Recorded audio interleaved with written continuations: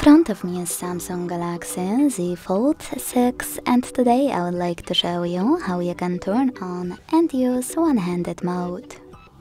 First of all, you need to fold your Samsung.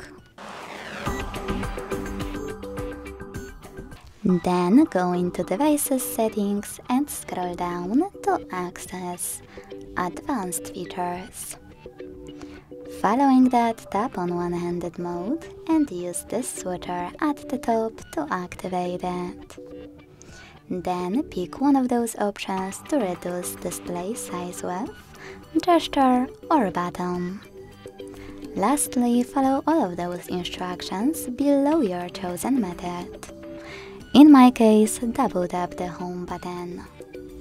If you want to change placement of your screen, you can click on this icon on the left or on the right. Hold this sign at the top and drag your screen, or even resize it by holding one of its corners and dragging it. To go back to standard size screen, click on this area.